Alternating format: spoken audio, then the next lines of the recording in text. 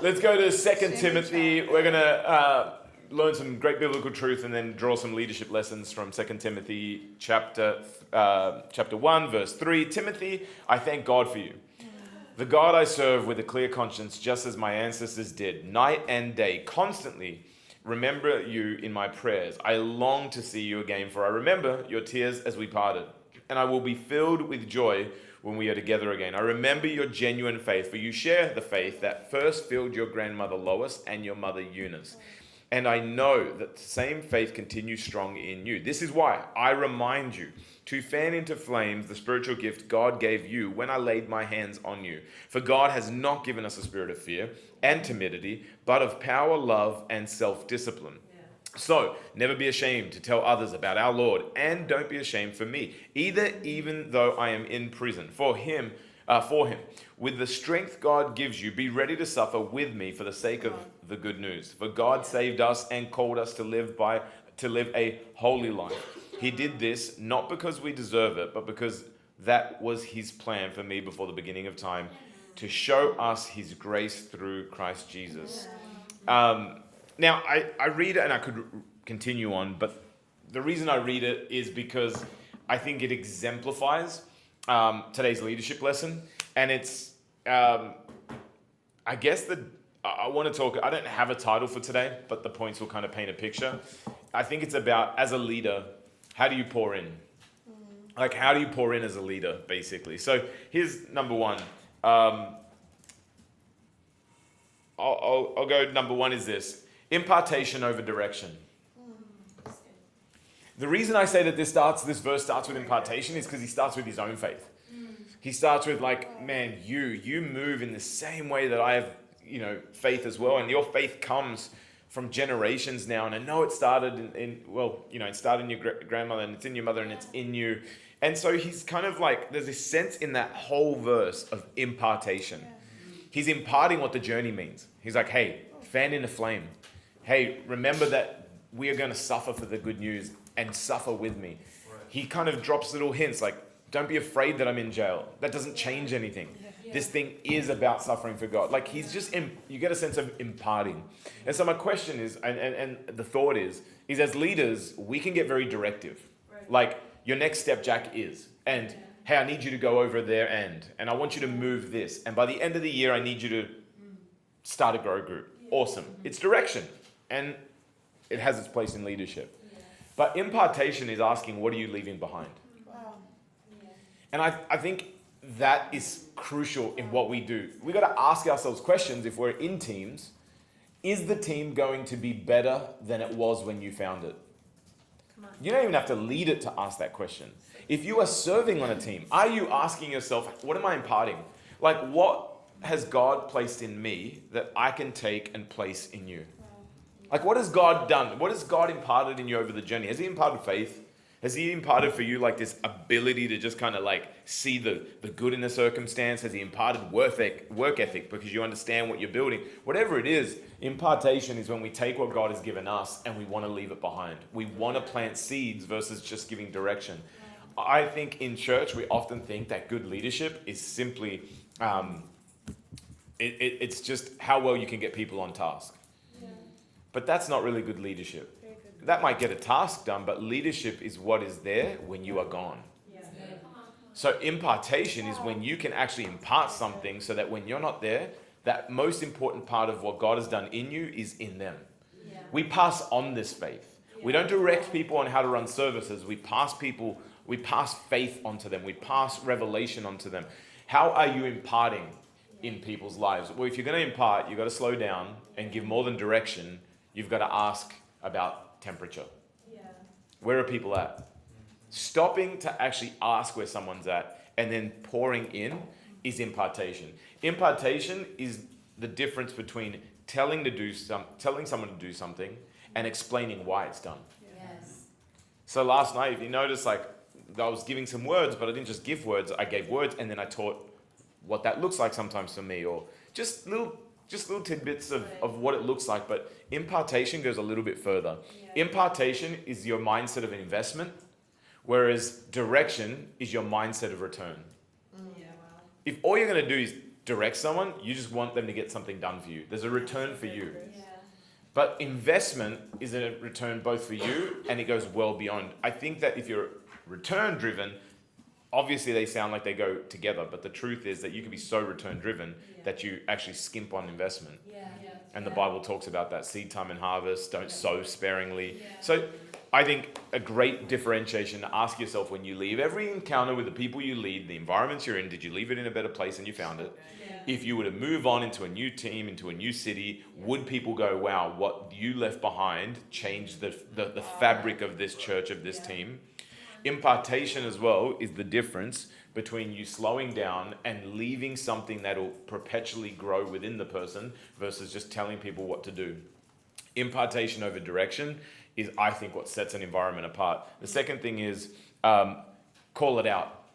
Number 2 is call it out. Timothy's calling something out in this moment. Well, Paul's calling something out in this book. Like he's speaking and he's like calling something in him. He's like, hey, I've kind of noticed that you are on fire, you have this faith, but it's time to fan that into flame.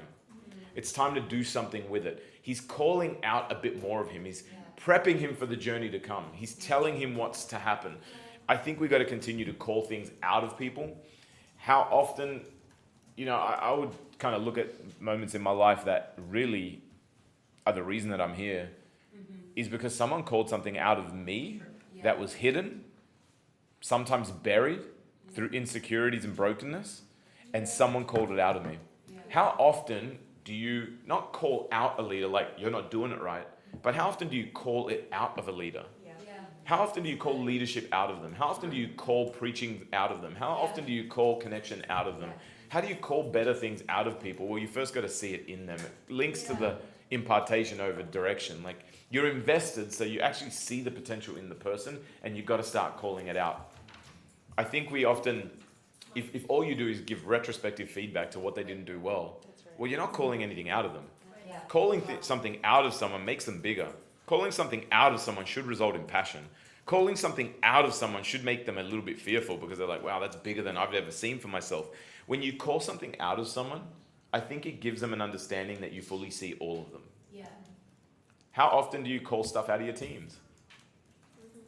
Like, do you see that there's more for them? Do you see that they could elevate, that they could stand up? I think with everything that we're doing, and I'm kind of looking through the ranks of our church and the different tiers. I feel like there's a lot of get a job done. I feel like there's a lot of accepting. But what about calling it out? Like we accept the job and we just go, oh well, but call it out. Call more out of people. Call more out of people's mindset. If someone comes with a small mindset, call bigger out of them. Like how often do we start to shape people by the bigger person we see inside of them instead of just addressing the small things that they leave around them? Keep calling good things out of people. Keep calling good things out of our kids' ministry. Keep calling good things out of our youth ministry. Keep calling good things like, the word I gave Michelle yesterday. I was like, well, you need to join the worship team. I want to put something out there. I want to tell you that I think you could walk on water and let's make the invitation. When you speak faith, I think it gives someone something to run for. They get excited about that. When you speak task, it doesn't give someone something to run for. Task will get you tired. Vision will inspire. There's a difference. Keep calling vision out of people. Keep calling vision. I've learned that, vision attracts people. When you start speaking vision and you start speaking things, people get around it. I've also watched calling out in a leader something and then other people get around that leader. Retreat this year. We called out things in Drew and Miss and leaders came on board because someone sees something. Sometimes the greatest thing you could do for a leader is call something out of that leader in front of the people that are following them. It's a validation. It's I see this in you. We got to keep looking to what is happening in the person, not the substance of what the person is producing. We could get so, fruit is awesome. But if you just focus on the roots, everything flourishes. The next one is this. Standards are a compliment. Standards are a compliment. Hold standards. Don't be afraid of it. Being a leader is about holding lines. Standards are a form of compliment because you believe that they can stand to it. When you stop challenging someone, you've inevitably told them and communicated, this is as far as you go. When you stop challenging someone, you've basically said, this is as far as I think you're going to get. This is as far as I'm going to take you. But standards say that, like, I believe in you. I believe you could do more. If I give you feedback about a preach, it's because I think you could do better. Yeah. If I don't give you feedback, you've either arrived or I'm not paying attention. Wow. Yeah, that's good. We've got to hold standards. Standards are not a problem unless people don't want to live to them. Yeah. But that is also part of leadership. Again, I think we are so centric on people liking us and following us that we forget that a lot of Jesus' journey had an unfollow button. Yes. Yeah. You know what I mean? Yeah. There was a lot of people unfollowing him on proverbial Instagram every time. You know what I mean? Like, wow, eat my flesh, drink my blood, offensive, unfollow. You know what I mean? And yet Jesus was all about that. Because what we sometimes think is that quantity of a team is the mark of good leadership. But the true mark of good leadership is quality of a team. Quality of interactions, quality of work ethic. And Paul kind of says it as well. I've built this like a master builder. If anybody was to build after this, I've laid a strong, he says it so confident, I've laid a strong foundation. For things will be tested. And honestly, things will be tested. Yeah. When you build to quantity, the only way to build to quantity is to provide comfort. And comfort and standards don't usually go well together. So what happens is you build to comfort, you don't hold standards, you get quantity, but the problem is that a quantity in roster doesn't mean that people show up to do the work. Yeah, right. It just looks good in your rostering system. It makes you feel good, but it doesn't do anything. Standards are a form of compliment. Hold greater standards. You can't call someone out to more and then not hold a standard. If I'm gonna call you out to more, we've just agreed upon a new standard. Like if I sit there and I say, "Hey, Courtney, I think you can do that differently. I think you can do that better." If I don't come back, I didn't mean it. Standards are another form of follow through. And I think one of the greatest things that we lack in leadership and in parenting, it happens, you call a standard, and if you're not coming back to check on it, you lose credibility as a leader. I lose credibility as a parent. Dad's not real serious about that. I said don't ever talk to your mother like that again, but I didn't do anything about it. I didn't really mean it. There's got to be a standard. Standards set boundaries. Boundaries are what form things. This whole earth, there was boundaries in the way that God created. But boundaries are what define a good picture and a bad picture. Everything is shaped by boundaries. Standards are a way for you to shape what you're leading rather than be shaped by what you're leading. Number 4, I think, look for roadblocks and obstacles in the person. Remember, we're very person-centric right now. We're trying to invest in someone. So have you called out roadblocks and obstacles in the person? This is one of the ones that most people would struggle to do, and I get it. Like, it's affronting, it's challenging, but there's a good way to do it. I think number 1, first, make sure they know that you are for them. Make it clear in your leadership that you are for them, and there's a balance point to this, because you need to both be for them and for them. I need to be for them, the person, but I need to be for them, the congregation. I need to be for them, the person, but I also got to be for them, the team. If I'm killing the team because I'm so for the one, well, the reality is I've just held and valued the one over the team. But there is a balance point to be struck. The truth is that there has to be an understanding of like, hey, I'm so invested in you that I'm going to call it out. The Bible says that God like challenges and disciplines the ones he loves, right? So first of all, you got to be fully invested. But once you're invested, there's got to be an understanding that you're going to call things out. I always think this. Never be afraid of a call out because it's going to reveal the real fabric of your relationship with them, the fabric of their teachability, and it's going to become either a great conversation or a bad conversation that turns into a great conversation. But nonetheless, it's got to be done. Growth isn't always clean and simple. Sometimes it's a little messy. But what we could do is make sure that we are doing it as lovingly, as respectful, and with the best possible intention. But roadblocks and obstacles are something that you've got to speak to. If you don't see them in the leader, what you're trying to build is a roster. And what do you do then? You've got a huge revolving door, because rather than deal with people and make them bigger, you'd rather deal with new people because it's easier. But that eventually is going to wear thin. And eventually you'll be the person that's worked through everyone. And I'll tell you what people do want, is they want to stick with someone that will help them grow. Remember, you are a leader. So people want to be led. Some people have the idea of leadership and they don't like the reality of it. That's fine. But by you staying as a leader, basically what you have done is you are a shop front that has never changed their brand. So eventually people know where to come shopping for what you offer. You've got to stay as a leader that invests in people, and when you call it out and people grow, and if you do it well, eventually, and there's a lot to be said on how to do all this well, but nonetheless, you've got to call it out. I watch so many leaders afraid to call things out in people, and then they're frustrated with the person they have. Well, the person you have is the person you've been leading. Everything rises and falls on leadership. So if you don't call it out, then what you've allowed, it's not what you preach, as we say, but what you permit, that will actually become the standard. So you've got to look for roadblocks and obstacles. They're not always big, by the way. Sometimes a roadblock and a standard and an obstacle is, hey, are you sure about like taking that job? I just think you've had such good momentum. You're going to miss out on groups. I don't know. Just pray through it. We don't enforce the removal of blocks and obstacles. That's good, Chris. We point them out. Good. Wow. We're more like a rally car driver that sits in the passenger seat and just says, calls out the turns. That's all we could do. The journey of leading someone is about giving the advice, allowing them quite often to make the wrong turn and still being there. There comes a balance point, however, if they're going to continually not take your advice, well, you're not really leading. You know what I mean? So there is a balance point with that. I look for fruit in that a lot. Number 6, point them to God. One of the worst things you could do in leadership is keep answering things that they haven't taken to God. If you keep answering things that they haven't taken to God, eventually they'll blame you. Because what they're doing is they're building on a safety net, not on a conviction. In fact, the ability of you to build in someone's life is going to be directly correlated to the depth of their relationship with God. When they're on fire for God, you do less leading and more guiding. It just becomes easier. But if they're not in a relationship with God, everything becomes difficult. You've got to be keep pointing back to God. In fact, one of your greatest things that you could say in leadership is, what is God saying about that? In fact, if you were to lead a campus for us and you were to ask things out of maybe the experience that Ords and I might have out of starting something from scratch, I'm always going to default first, what did God say? Because that's what differentiates a leader in the Bible, right?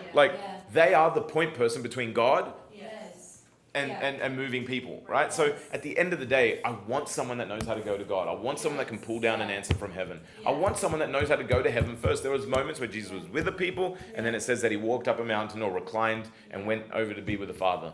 There is this great ability of just getting before God that I think predicates good leadership. Navigate rational and relational. Leading a person is a mixture of navigating rational and relational. Rational is what makes sense. Relational is the difference between what makes sense to them. Rational is what is logical. Relational is the ability to navigate whether they're ready to hear it, how they're going to get to hear it, why they can't hear it, why they can't see it. If you err too heavily on the rational, then all you're going to do is lay down a very robotic, regimented, my way or the highway kind of place. I've often said in our leadership, you got to make people play for you. There's always a way to make someone play for you. You got to think and take a leaf out of the NBA coaches of today, and it's about NBA players no longer just come under a coach because he's called coach. Coaches know how to navigate and win them over. A good leader makes anyone and everyone play for them. You make them play for you not by title. You make them play for you because you win them over. If you're going to win someone over, you've got to navigate the tension point between rational and relational. You've got to, in fact, I think that in most cases, the relational makes a way for the rational. And then you've got two separate people in that too. You've got those who favor rational and you've got those who favor relational. Okay? Both need a good dose of the opposite. The person who's uber rational usually needs a good dose of relational. And the person that's uber relational needs a good dose of rational. So as a leader, it's navigating those tension points. I think it's one of the most difficult things to do, but it's one of the greatest things that we've got to lean towards. I think in most church environments, they lean heavily on the rational, meaning this is what you do, this is what I need you to get done. Again, it's directive. But if we're going to invest into someone, it needs to be relational. Yeah. Ask yourself, how many relational hours have you clocked with the people that you're trying to lead? Wow, yeah. That's good. But if you're relational without rational, you've just become a best friend. Mm-hmm. Right. Yeah. You know how they say you don't want to get stuck in the friend zone? I think as a leader, you don't want to get stuck in the friend zone. Yeah. Right. Yeah. I'm not saying that you can't be friends with people. Yeah. Right. And I'm not one that subscribes to the fact that leadership is lonely. I think it's lonely at parts, at times, but it's not lonely. It's only lonely if you're a leader that is too afraid to speak to a standard. Wow. So what do? Instead of addressing a standard, you isolate. Wow. Oh, I don't like the way you spoke to me, so I'm just going to isolate instead of just saying, I don't like the way you spoke to me. Wow. Like, Yes. hey, let's hold a better standard here. Yeah. That's it. Clarity becomes, I think clarity are the foundations for safety. Yeah. You know how people say, I want to feel safe? Right. Clarity. Right. Yes. If you always know where you stand with me, you're going to feel like Yes. Yeah. comfortable. If you're trying to pick up undertones with me, you're never going to feel comfortable. Yeah. Make sure that what you think is what you say. Actually, that's an addition one because I'm going to say this. You know what I've learned? Yeah. Every time someone comes to me and asks for leadership advice with someone they're leading, they say this. So, like, I need your help. I'm like, what's going on? And they're like, well, Rachel. It's always Rachel, by the way. Always. It's funny how many times Rachel. Jack's been on staff for 3 days and he already came up to me. Rachel. I was like, how? How is she just so? And that's just, it is what it is, but we love her. But like, someone will come up to me, Jack's like, Rachel. And I'm like, okay, what is it, Jack? And he's like, well, I've tried to talk to her. She doesn't show up. I really think she has to set priorities and that she's got to make some decisions. And I'll be like, have you told her that? And Jack's like, well, no. Yeah. It's only been 3 days. How can I tell her? I didn't even know who she was. But that's what happens. Like, we don't often say things. Yeah. And I love what John and Helen Burns said, that the greatest misconception about communication is that it actually took place. Right. There's a big difference between what you said and what they heard. What you said and what you think you said and what you said. Right. How many times have you been in a conversation and you're like, you really said that to him? And they're like, well, no, I didn't really say that. Right. Like, I think in leadership, I know that some of you and some of us would err more to very black and white. Yeah. And some of us would like to just help people and hope that they read in between the lines. Don't let people read in between the lines. Yeah. Yes. That's good. Everything on the line is clear. Everything between the line is interpretive. Yes. So you don't allow someone to interpret what you mean. Yeah, that's very good. And then have the audacity to come back and be angry at them or let them go. I will not allow anyone on our team, if they give us advice, come to ask for advice, to let someone go if they haven't made it clear why they even got there. Yeah, that's good. You cannot transition someone out of a team if you haven't been clear as to why they even, what's going on. Right. Exactly. Next one, which ties into this one, zero hint-based leadership. Right. Hint-based leadership is when you stop rostering someone. Oh, Wow. I know. Yeah. You don't tell them why. It's just a hint. Yes. Hope you get it. Thank you. Sorry, Maddie. You're not on the roster. You're not singing anymore. Why? Could be a myriad of things. It creates paranoia. Is it her voice? Does she dress? Does she not get the dress sense right? Wow. Is it her presence? Is it that we don't like? Is there something else going on in her life? Is it because she's overloaded with the creative team? Like, what is it? What is it? What is it? No, I'm not going to say it. We're just going to hope you figure it out. Yeah. All that does is it creates a whole bunch of unspoken truths. Like, man, well, what was it? Well, I didn't show up to that thing that we invited, that all the, all key team were invited to. Maddie didn't show up. And if you don't show up to something that key team's meant to be at, well, then you might as well it's death in this organization. So no hint-based leadership. Right. Yeah. Here's the other thing. Don't speak to everyone hoping that someone gets the hint. Right. Yes. So don't address everyone at this table That's right. when it's Drew that needs to be spoken to. Yeah. Yes. I've learned that, honestly, when you do that, everybody takes it on board except the person. You know what I mean? Like, I could be like, man, we need to be nicer because we all know that Drew's not nice. And you know the first person that will come up to me and apologize? Sarah. And you're like, Sarah, you have bunnies. And they have an Instagram. Like, genuinely. And guys, these are great leadership tools for your own relationships at home as well. Like, It's very don't in a text thread communicate to your family something you need to say to a family member. Yeah. Just be clear, go to the person, no hint-based leadership. It's important. And the last thing is heart and mindset will build more. Leadership, heart, and mindset will build more than skill set. leadership. You could be a very skilled leader without a leadership heart and mind set. And basically all that means is that you're a good communicator. You're maybe inspirational. You may be strategic, but that will never take you as far as mindset and heart set. What does that mean? It means mindset. Yeah. I'm sorry, can you repeat the point? It was so long and good, I couldn't get it all. Oh, I'm gotcha. sorry. Number one. Oh, no, it's not. Sorry. Okay. Leadership mindset. Leadership, heart, and mindset will build more than skill set. There you go, thank you. I put it last because it encapsulates every point. Yeah. It's a mindset. Yeah. It's not a skill set. Yes. Yep. It's the way you approach something, not just the skills you approach it with. Yeah. You've got to ask yourself as a leader, is this a longevity thing? Can this scale? Come on. Can this thrive? Is this going to give a return? Is this kingdom? Yes. Like, these questions align actions. Man, so good. Most decisions made at leadership tables lack mindset and heart behind them. Heart is asking yourself the real questions on, if we're going to enforce this, how important is it? Man. Right. If we're going to major on this, like, what does it really bring? Yeah. Like, if you're going to tell someone that they've got to come to group and it's just a hard, like, you've got to come to group. Now, we value grow groups and we want that, right?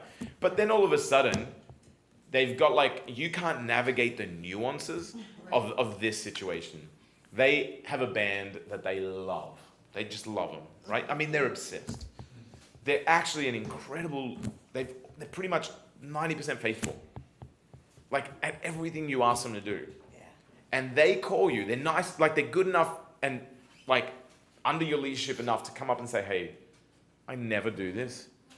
But they have not been in Chicago for 5 years. Yeah. I don't know when they'll ever be back. Yeah. Would it be okay if I took my wife? Yeah. And you're going to be like, you know what they say, man. You're either a leader or you're not. You made the decision, didn't you? You made the decision. You made the decision to be here. It's like, Yeah. now if they're flaky and they're at everything, like, they're like, sorry, I can't come. Why? It's Taco Tuesday. And you know what I mean? And you're like, well, it's Thursday. And it's like, doesn't matter. It's Taco Tuesday somewhere, maybe. Who knows? Like, and they don't understand the way time works or whatever it is. But nonetheless, I think that for me is a mindset thing where I go, what is enforcing this rule going to really do right now? Right. Like, I think they get it. Yeah, that's Yeah. right. And you've got to be able to think with, like, mindset where you understand the value of certain things and heart set. And I think if leadership is nothing but a whole bunch of skills, you run the play over and over and over, not knowing why the play is required, Yeah. you're never going to have a team that plays for you.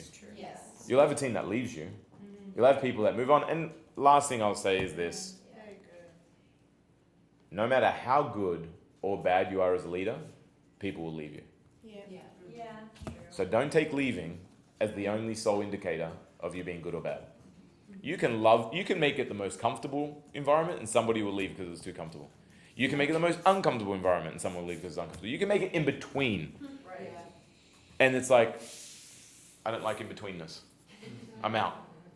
Like, all that to say, lead people with a soft heart, Yeah, so good. open hand, but a strong mind. Yeah. Strong mind in this, like, you want to be convicted of the things in this word. Right. You want to be convicted of what it is to build and what God's called you to do. I think Timothy, when in 2 Timothy there, when he says, hey, he basically lays this out. Hey, this is going to cost you. Yeah. I'm in prison. Yes. Don't be ashamed about it. Yeah. How many times in leadership do people, and especially obviously church leadership, do people kind of think to themselves, man, like, I don't know if I should lead because look at that leader that I took cues from and their life isn't exactly looking like the most amazing. And I don't mean like their life's morally bankrupt or anything like that nature, but maybe they're not rich. Maybe they're going through a struggle. Maybe it's difficult. And I think that what we often do is I love that Audrey once said to someone like, hey, yeah, of course your life feels easier now that you're not leading. Yeah. There's a cost to this. Right. Yeah. Make sure you're cost forward. Yeah. Let people know there's a cost. Be unapologetic about it. We don't expect the same from the people in the back row as we do on the front row. Yeah. There's a cost. Yes. That's what it is. There was a cost when Jesus did it, pretty big one. There's a cost when Paul did it. Yeah. There was a cost when the founding, fathers of churches around the world did it. There's a cost. There's always a cost. Be cost forward so that people know what to expect, and be unapologetic about it, just as it was unapologetically written in Timothy. I'm in prison and I would do it all over again. And I hope you're ready to suffer with me in what we do for God. Amen. Make sure there's a cost. David said this, I will not give you that which costs me nothing. Yes. We want to have journeys that cost nothing, but at the same time we want to say they're about God. Yeah. Wow.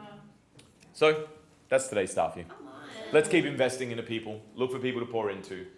Impart over direct.